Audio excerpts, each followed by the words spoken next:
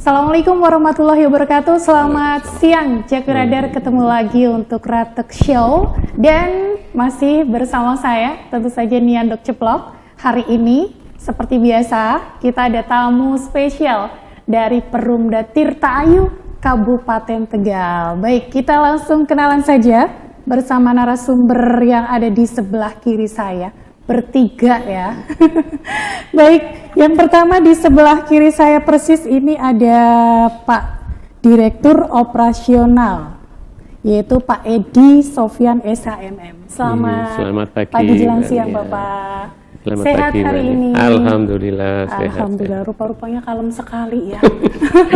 Saya melihatnya ini Bapak sosoknya kalem sekali ya. Baik, terima kasih. Kemudian di sebelahnya ada kabar teknik, ini ketemu yang kedua kalinya ya Pak ya? 3 kali lah. Oh 3 kali ya? Waduh, saya pelupa. berarti yang lupa ini. Berarti yang tua saya deh Pak ya. Ada Pak Nandang Indradani ST. Selamat pagi jelang siang Bapak. Selamat pagi. Sehat juga? Alhamdulillah sehat selalu. Perjalanan lancar ya Pak ya? Lancar dan harus lancar karena kan bagian teknik ya Pak ya. Siap.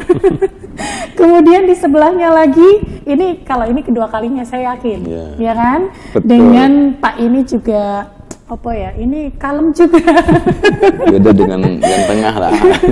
Kepala Bagian Umum Keuangan. Nah, kalau yang kalem-kalem keuangan ini harus ya Pak ya.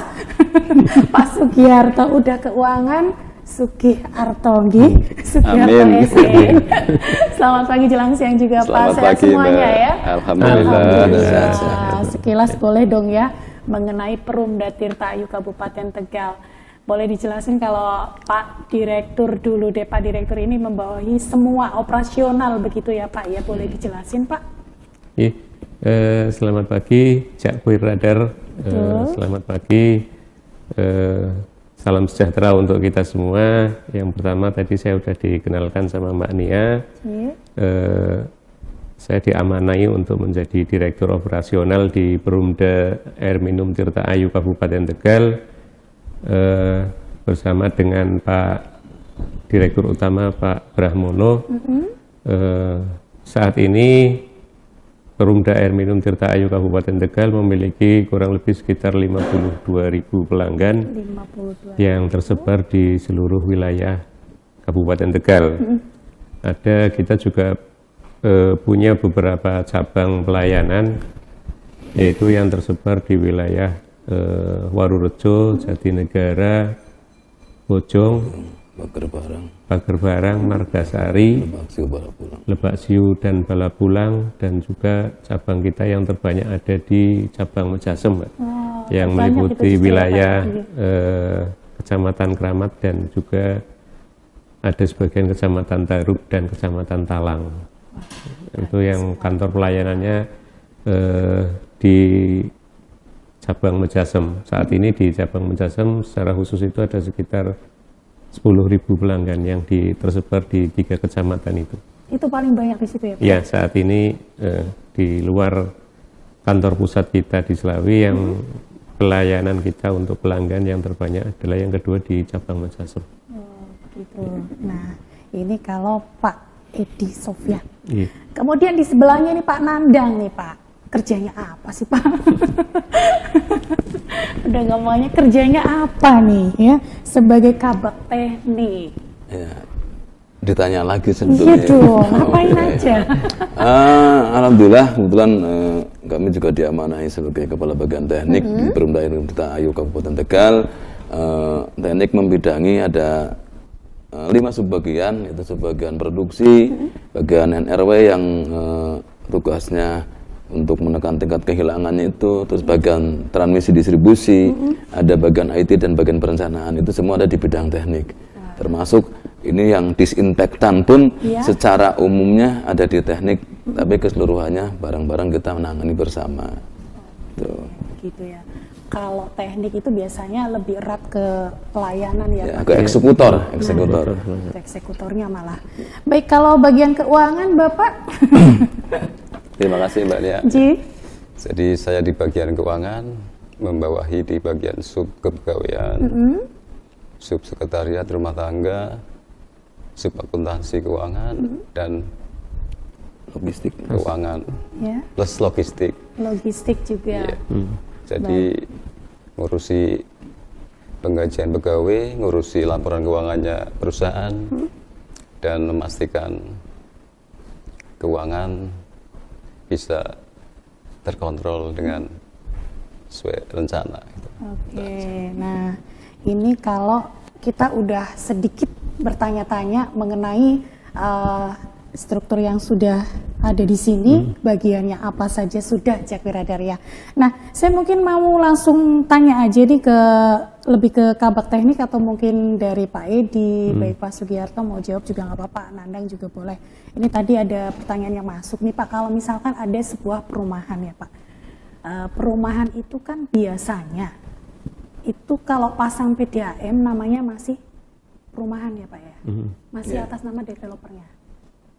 Biasanya seperti itu, belum nama pemilik. Nah itu bisa dirubah nggak Pak? Kalau misalkan ternyata rumah A sudah terbeli, tetapi ternyata di penagihan untuk setiap bulannya itu masih nama developernya Pak. Itu kalau misalkan diganti bisa nggak? Kemudian biayanya berapa Pak? Monggo. Bisa jawab? Sebetulnya kalau itu yang seperti itu nggak ada kayaknya. Nggak ada. Developer pun mengajukan nama-nama rumahnya sudah sesuai dengan calon pemiliknya.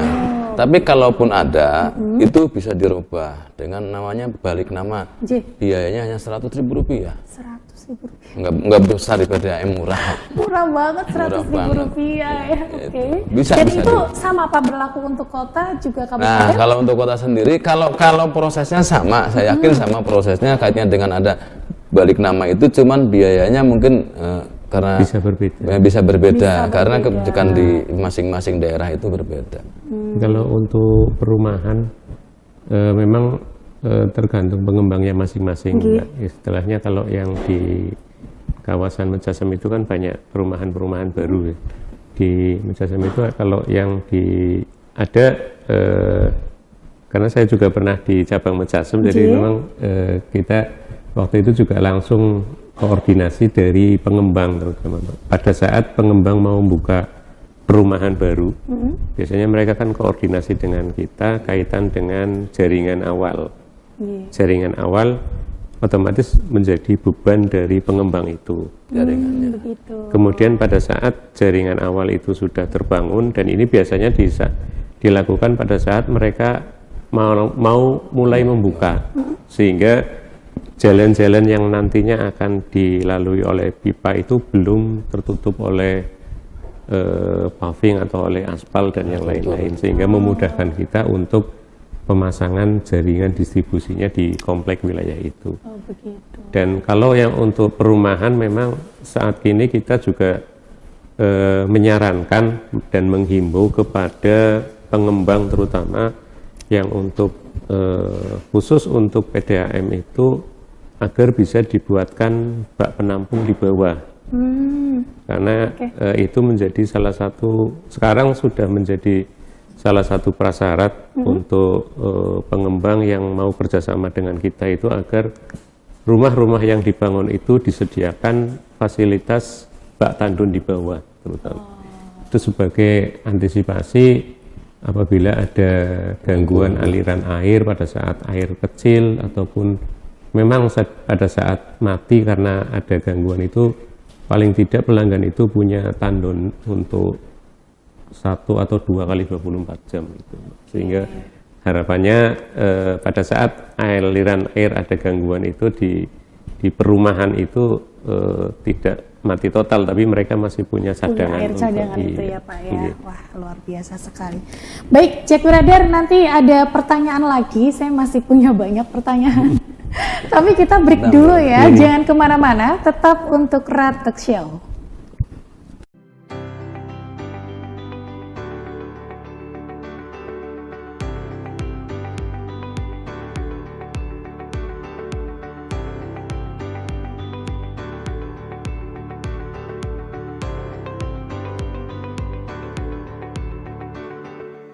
Baik, Jack Wiradar kembali lagi masih bersama dengan Perumda Tirta Ayu Kabupaten Tegal ya.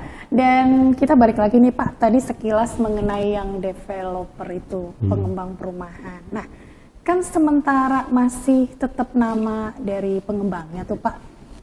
Biasanya kan tagihan terus tetap ada tuh Pak setiap bulannya. Sementara kalau kemudian sang pemilik rumah merasa, wah ini belum nama saya nih, ngapain saya ditagih gitu. Itu sebenarnya nanti tagihannya larinya kemana nih Pak? Tetap ke developernya atau nanti dibiarkan menunggak atau seperti apa Pak? Kalau masih atas nama developer, sebenarnya menjadi tanggung jawab developer. Gitu. Karena biasanya setelah ada akad jual beli antara developer dan pemilik rumah, otomatis nanti termasuk tagihan PDAM juga beralih nama menjadi atas nama pemilik rumah itu sendiri. Sehingga pada saat nama yang dipergunakan masih menjadi nama developer atau pengembang itu, sebenarnya tanggung jawabnya masih tanggung jawab pengembang. Oh begitu. Berarti yang punya rumah aman-aman saja. Iya, malah harusnya memang itu dari pengembang atau dari developer, saya yakin pasti setelah rumah itu laku terbeli, laku terjual kepada pemilik, pasti nama akan disesuaikan. Iya, dibalik.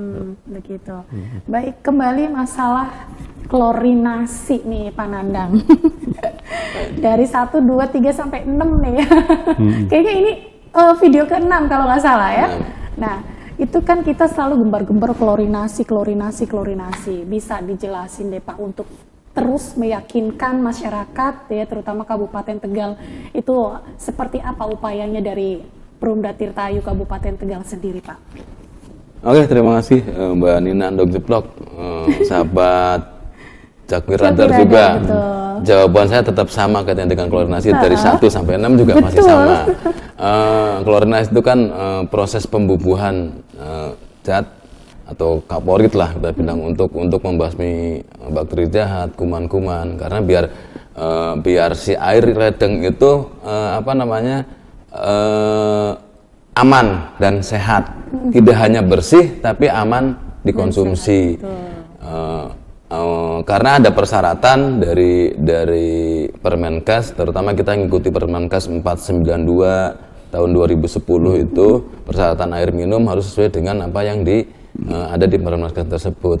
Yang jelas ketika kita misalkan klorinasi pun tetap kita jaga perhitungannya, pengklorinasiannya, karena memang ada batasan minimal sisa klor itu di pelanggan itu harus minimal 0,1. Jangan sampai kurang dari itu. Berarti kalau kurang dari itu hanya bisa disebut bersih tapi belum tentu bisa disebut sehat. Karena itu bedanya air bersih dengan air sehat ya. Kalau sehat pasti bersih, tapi bersih belum tentu sehat. Nah, itu. Jadi tetap klorinasi yang kita lakukan setiap hari sesuai dengan ketentuan Permenkes 492 dengan baku mutu sehat juga.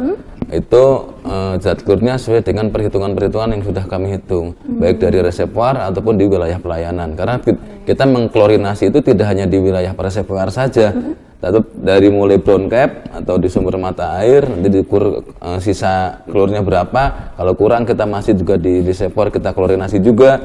Terus nanti di pelayanan pun kita masih hitung juga, kalau misalnya kurang kita klorinasi juga. Jadi ada 3 titik tahapan, ada 3 titik klorinasi di brown cap, reservoir, dan wilayah pelayanan. Dan di wilayah pelayanan tidak hanya 1, nanti ada beberapa untuk klor.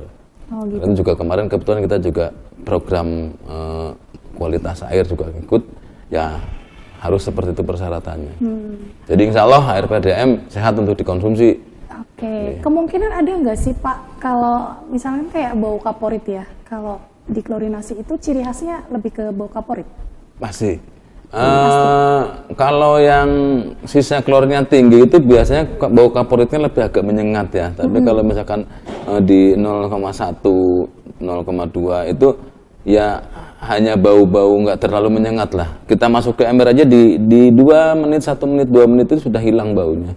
Tapi biasanya lebih ke pertama kali kita buka keran terasa menyengat, tapi setelah itu enggak. Menjadi hati-hati juga, jangan buat pertanian atau peternakan lah ya. Itu terutama untuk ikan itu pengaruh banget. Ikan lele ataupun apa, ketika misalkan pakai air itu bisa rugi nanti pemiliknya. Jadi air PDAM yang sudah diklorinasi ini memang khusus untuk manusia Pak? Ya. Ya. Tapi kalaupun bisa pakai ikan bisa, tapi tidak bisa langsung. Dinetralkan. Harus diendapkan dulu lah. Oke. Ketika masuk ke ember, misalnya ember dibuka 1 hari dipakai nggak masalah. Atau mungkin nanti di situnya sudah ada air hanya untuk nambahi saja. Tapi jangan dari ngawali diisi air itu terus dimasukin ikan. Kalau ikan seperti itu. Tapi kalau misalkan sudah ada misalnya separuh nggak masalah juga. Oke. Tadi perbandingannya 0,1 ya Pak. Kalau misalkan Enggak, gini, itu Pak, sisa klur yang persyaratannya itu, jadi sisa klurnya itu 0,1 batas minimum. Kalau misalkan di bawah 0,1 berarti tidak memenuhi persyaratan air minum itu. Jadi kita misalkan, oh ini udah 0,1 udah minim nih, udah di ambang batas tuh. Nanti kita ada klorinasi lagi di wilayah pelayanan biar bisa, kalau bisa lebih dari itu. Tapi 0,1 pun sudah termasuk ke persyaratan, sudah masuk. sudah sama. Jadi standar bisa Standar. membunuh bakteri, virus. Ingin menambahkan Pak Edi? Monggo. Kalau kaitan dengan klorinasi ataupun disinfektan ini memang program dari pemerintah yang kita ikuti. Kita saat ini ada program hibah yang salah satunya itu mensyaratkan bahwa PDAM memang sudah mensyaratkan dan sudah menerapkan klorinasi untuk pengelolaan air minumnya. Walaupun air kita, saya rasa ataupun kita semua juga sudah tahu bahwa sumber air kita dari mata air, dari secara yang kita alirkan secara gravitasi, bukan sumber dari sungai atau waduk atau danau, tapi untuk menjaga kebersihan dan sterilisasi air minum, pelaksanaan disinfektan dan klorinasi ini menjadi satu hal yang harus kita wajibkan, dan juga ada parameter-parameter ataupun indikator yang diterapkan kaitan dengan program ini, dan kita memang harus kita ikuti, harus kita laksanakan, karena program hibah air minum berbasis kinerja ini menuntut PDAM ke depan untuk memberikan pelayanan khususnya dalam kualitas air minum itu sesuai dengan standarisasi yang memang harus ditempuh oleh PDAM untuk memberikan air minum yang memenuhi persyaratan sesuai dengan Kemendagri Ke Permenkes 492. Permenkes 492 tahun 2010. Oke. Ada kemungkinan nggak sih Pak kalau misalkan air yang dari atas itu kan diklorinasi kemudian kan disalurkan ke bawah, nyampe bawah berubah, bisa nggak Pak? Pasti berubah. Pasti berubah. Pasti berubah. Kalau misalkan di atasnya kita batas di 0,5 koordinasinya pH-nya, ke bawah pasti kan ada perjalanan. Itu pasti di bawahnya berubah. Cuman perubahan di bawah itu kalau masih di 0,1 ke atas berarti masih memenuhi persyaratan. Dan nanti kalau misalkan untuk menjaga keseimbangannya itu, kita di bawah pun ada koordinasi juga di pelayanan, wilayah pelayanan. Di Pacul itu kita ada juga, di Babakan kita ada juga, di wilayah pelayanan. Tapi kalau di atas, karena pasti ke bawah berubah, nggak mungkin di atasnya misalnya 0,5 pH-nya, terus di bawah juga 0,5, pasti berubah karena dari perjalanannya. Ya, karena melewati pipa-pipa, melewati Begitu ya, dan ini dijamin sehat ya Pak ya? Insya Allah jamin sehat. Bisa langsung diminum? Kalau saya yang suruh minum bisa, tapi kadang-kadang orang itu kan untuk minum air mentah itu ragu, kecuali sudah dikemas seperti ini. Ketika saya masukkan air ledeng, masukkan ke sini, saya tutup, pasti orang mau minum. Tuh, tapi kalau saya baru disuruh itu, iya apa bisa nggak? Bisa nggak? Tapi nggak kurang-kurang orang PDAM langsung minum di keran bisa, karena mereka yang pelaksana sendiri kan sudah tahu pasti bahwa ini udah memenuhi persyaratan, saya minum nggak masalah. Tapi kadang kalau pelanggan kan keraguannya itu yang perlu kita yakinkan. Nah ini saya yakinkan, insya Allah tidak bakalan mules kalau minum air mentah langsung di keran. Tapi orang lebih percaya lagi ketika dimasak dulu. Iya. Ya, itu. Begitu ya Jaki Radar ya. Baik, jangan kemana-mana, kita break lagi dulu yuk. Tetap untuk Ratek Show.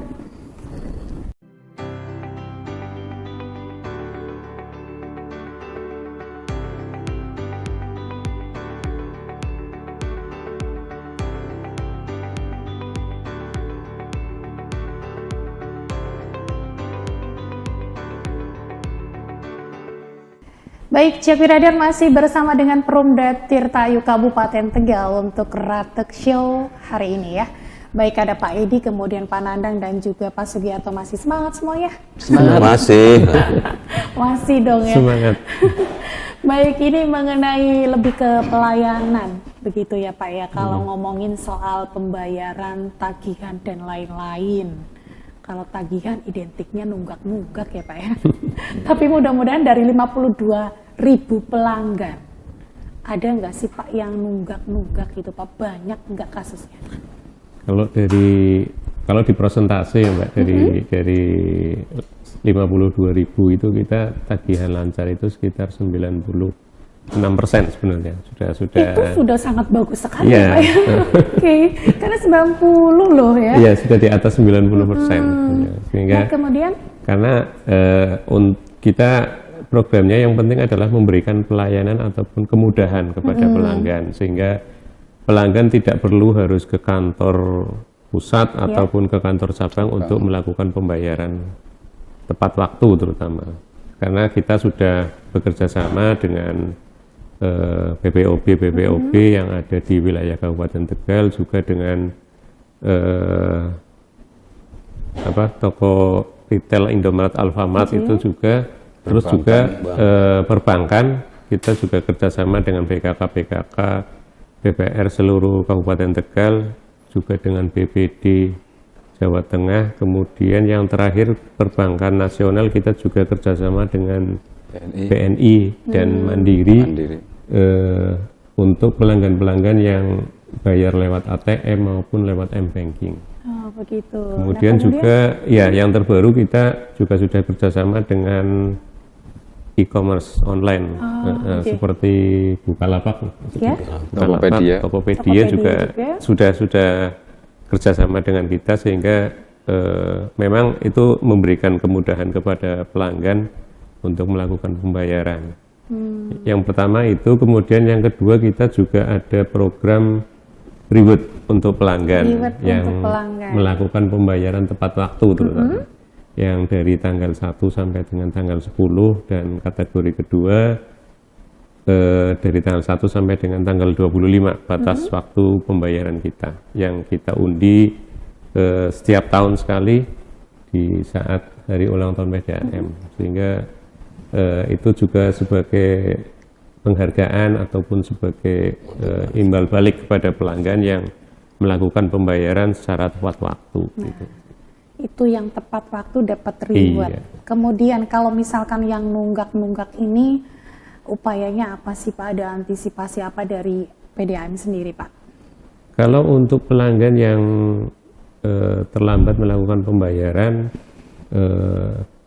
dalam waktu 2 bulan kita lakukan persuasif, sebenarnya kita kirim surat juga, kita beritahukan juga.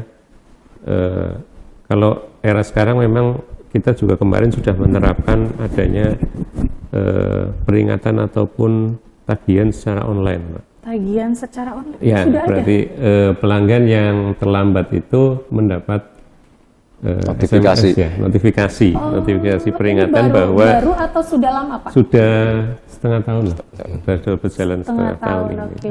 Bahwa Pengingat, ada mengingatkan.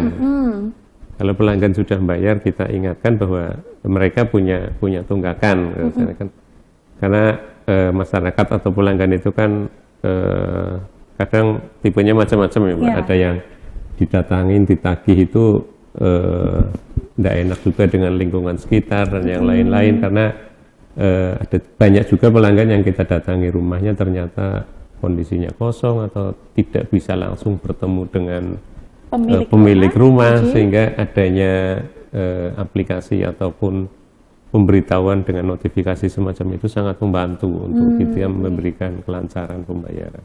Nah, resikonya ketika semua aplikasi sudah kita keluarkan, pelanggannya masih nggak ada tindak lanjut, itu nanti ketemu sama teman-teman teknik, eksekutor, ditutup atau nanti dibongkar. Akhirnya kalau sudah dibongkar kan harus bayar lagi. Makanya ke pelanggan juga jangan lama-lama lah, nunggunya sebulan aja lah, bulan keduanya langsung dibayar gitu. Tapi pernah nggak sih Pak, kalau misalkan ternyata rumah itu tidak ditempati lama gitu Pak, dan baru ketahuannya setelah gimana Pak? Ya, kalau tidak ditempatinya itu kan mereka lebih bayar apa tidak itu? Karena banyak rumah-rumah kosong, ketika baca, kita kan ada pembaca meter, kita dibaca itu 0, 0, 0, tapi selama mereka memenuhi kewajibannya untuk membayar, tidak masalah bagi kita. Kecuali kalau misalkan 2 bulan tadi tidak terbayar, kita kasih pemberitahuan, nggak ada tindak lanjut, bulan ketiganya kita tutup. Tuh. Jadi kosong ataupun tidak, selama dibayar tidak masalah. Cuman mungkin nanti ruginya PDAM nggak ada yang pakai airnya. Dibayar tapi nggak dipakai. Padahal airnya sehat sekali ya. Ini ngomongin air sehat. Nah, bisa ada kemungkinan nggak sih Pak kalau misalkan ternyata ada oknum ya Pak ya untuk menjual sendiri air, mungkin saya nih Pak, saya ada air PDAM nih, saya jual apa ya buat bisnis sampingan saya. Itu gimana Pak?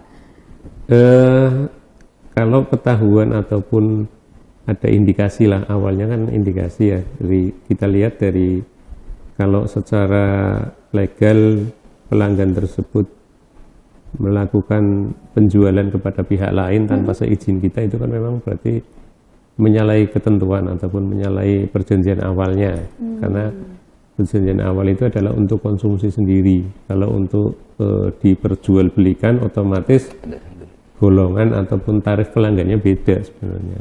Tentuannya Tapi beda. ketentuannya diperbolehkan beda. kalau misalkan izin ke PDAM langsung? Kalau izin, kalau dihitung dari antara dijual dengan tarif yang kita kenakan, Berbeda. otomatis pelanggan akan berpikir ulang karena otomatis dia 5 kali lipat tadi. Jauh bayarnya itu lebih mahal, gitu. jauh lebih mahal daripada kita dengan tarif rumah tangga dan tarif air yang dijual itu. Otomatis tarifnya hampir 5 kali lipat dari rumah tangga. Tetap dibolehkan sih Mbak, dengan tarif yang nanti Dengan disesuaikan. yang menyesuaikan. Mereka lebih ke tetapi tarifnya disesuaikan dengan yang ada di PDAM. Nah, kalau misalkan ada yang oknum menjual seperti itu, biasanya kalau kita panggil awal, kalau misalkan dia bisa mau berubah dari pelanggan awal ke pelanggan khusus, itu namanya pelanggan khusus kan, ya, bisa jalan. Tapi kalau enggak ya kita putus juga. Kalau misalkan menjual tanpa sepengetahuan PDAM, tapi ketika misalkan ketahuan kita proses sesuai dengan administrasinya, oke, kita lakukan itu. Misalkan mereka menjadi pelanggan khusus hanya perubahan atau mungkin reklas ya, pelanggannya dari rumah tangga menjadi pelanggan khusus. Tapi kalau misalnya mereka nggak akan dijual lagi, ya nanti seperti biasa. Tapi kalau ketahuan yang kedua kali, kita putus biasanya. Langsung ya Pak? Ya, Ada sanksinya tuh Pak. sanksi. Sanksi. Dan ada dendanya juga itu. Oh, begitu. Ya, Iya, kalau ketahuan mereka tidak izin, setelah kita peringatkan terus mengulangi lagi, ada dendanya. Dan dendanya sudah tertera semua di SK tarifnya. Pada saat perjanjian awal, Perjanjian memang awal. sudah ada. Jadi harus berhati-hati ya. Kalau Ya, sudah janganlah melakukan itu. Merugikan negara bukan merugikan selesai PDAM. ngomong ini. Merugikan negara itu bukan merugikan PDAM. Nah itu makanya berhati-hati untuk tidak menjual begitu loh Pak loh. Iya. Mending tidak begitu ya. Mending tidak. Anandang langsung takut loh. Dikira saya mau memprovokasi nih. Ya udah jangan kemana-mana Jack Wiradar, kita masih bareng sama Perumda Tirta Ayu Kabupaten Tegal dan kita akan balik lagi tetap untuk Kratek Show.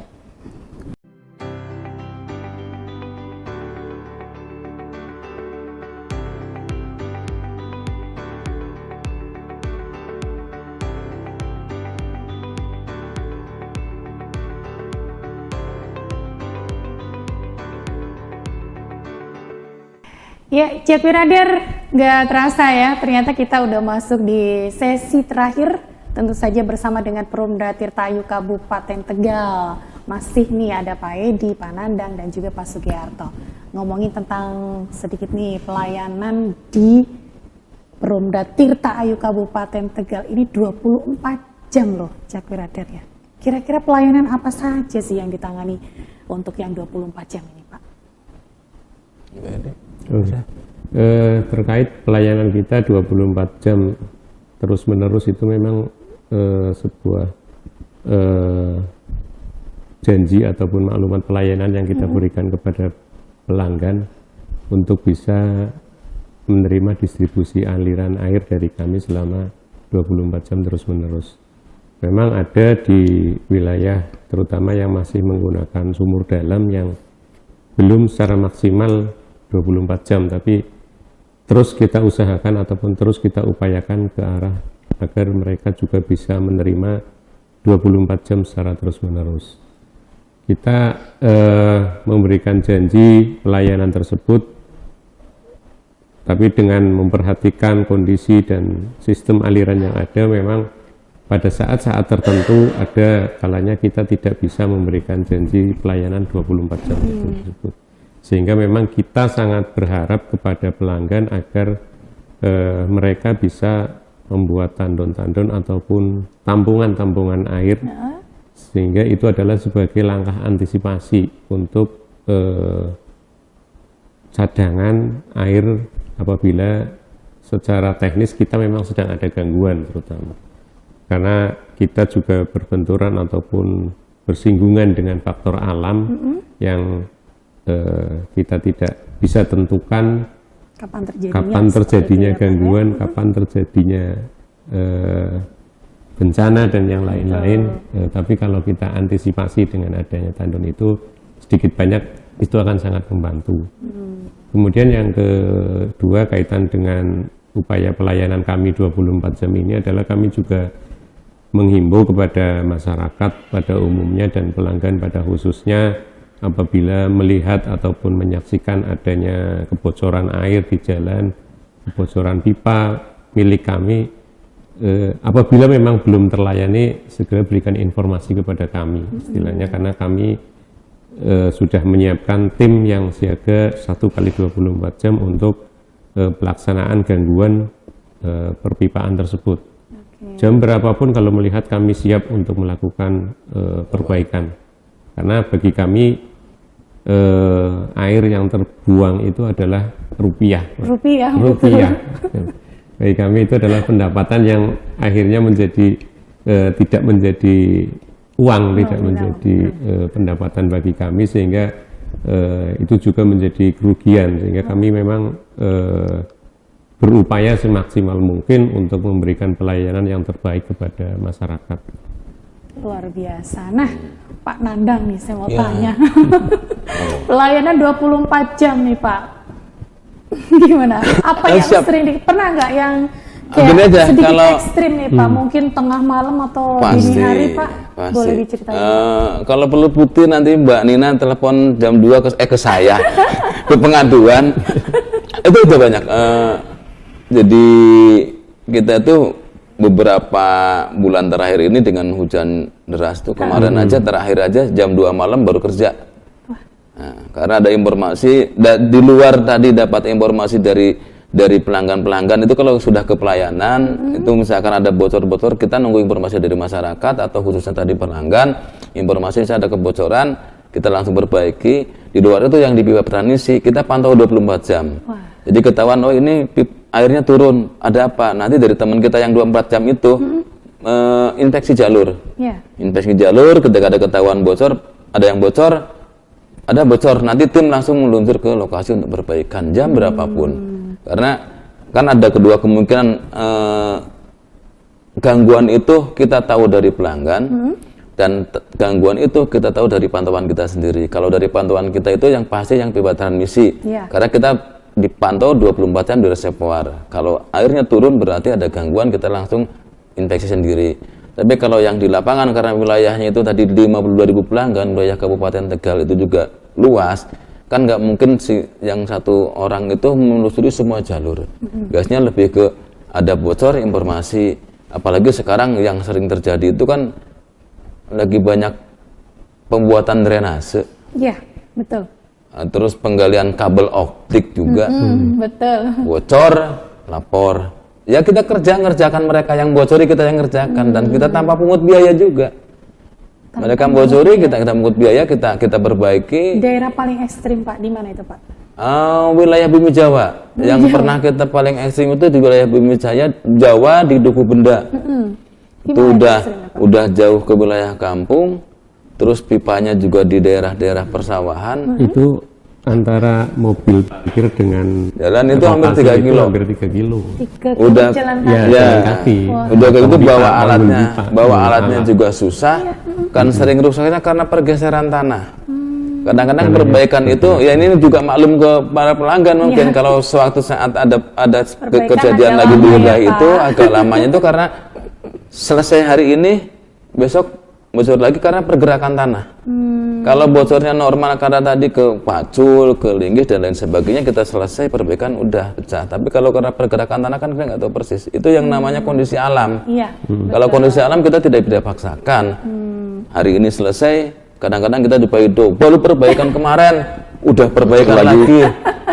Tapi kadang-kadang ya maklum lah, yang namanya pelanggan pengen dilayani, kita berusaha maksimal untuk melayani, tapi kondisi alam yang tidak memungkinkan, itu juga menjadi faktor utama ketika pelanggan itu tidak terlayani 24 jam.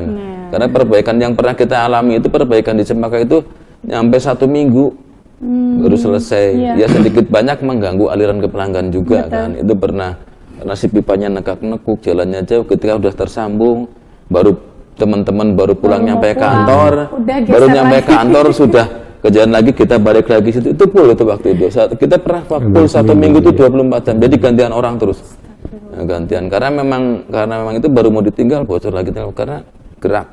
Tahun 2020 loh, salah 2020. Karena memang itu bukan karena bocornya pipanya atau error itu, tapi karena memang faktor alam itu. Itu yang kita sulit untuk menanggulanginya kalau sudah alam.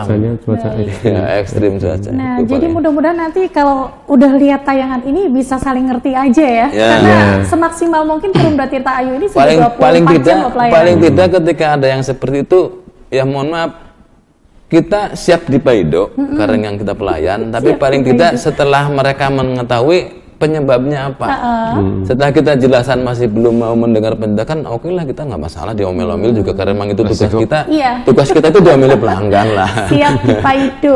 Iya, siap. Tapi memang kan dengan adanya medsos sekarang, informasi perbaikan itu sangat membantu. Kalau sering kita pasti update lah.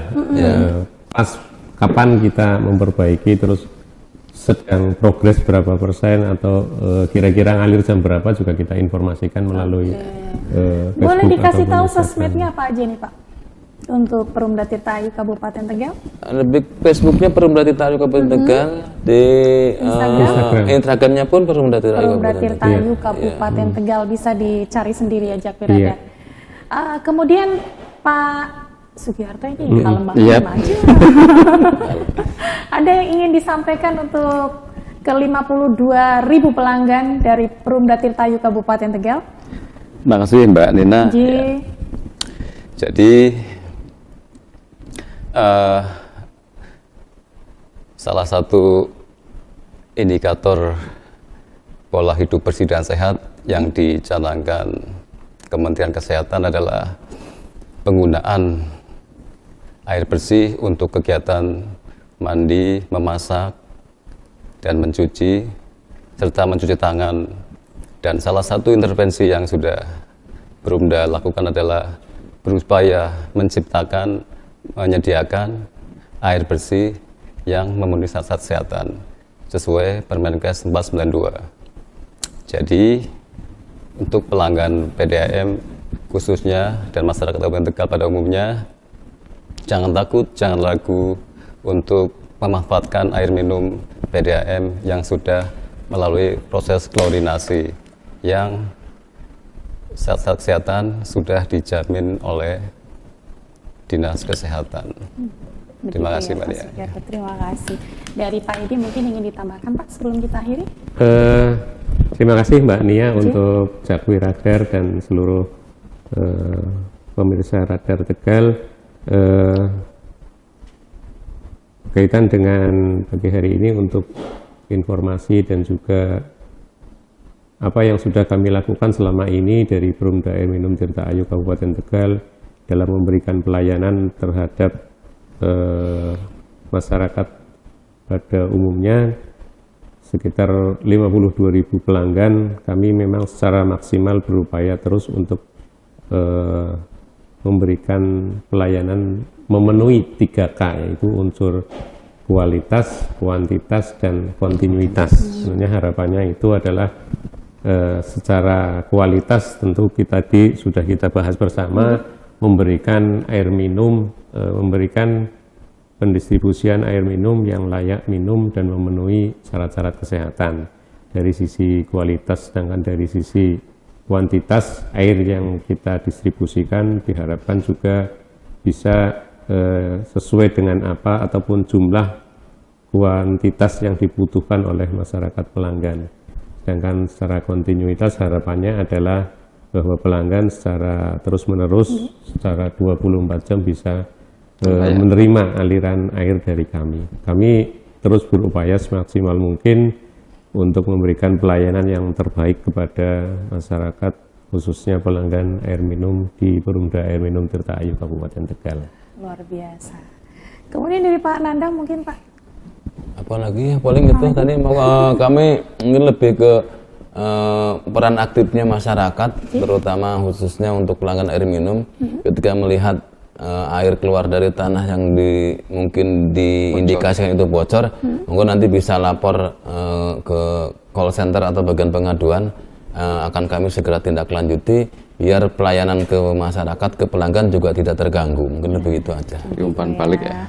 Luar biasa sekali untuk ketiga narasumber dari Perumda Tirta Ayu Kabupaten Tegal yang sudah hadir saat ini. Ada Pak Edi matur nuwun, kemudian Pak Nandang juga terima kasih, Pak Sugiarto juga ngipage. Dan Jack Brother, saya juga nih Anduk Ceplok pamit untuk Ratek Show hari ini dan saya akhiri. Wassalamualaikum warahmatullahi wabarakatuh. Waalaikumsalam warahmatullahi wabarakatuh.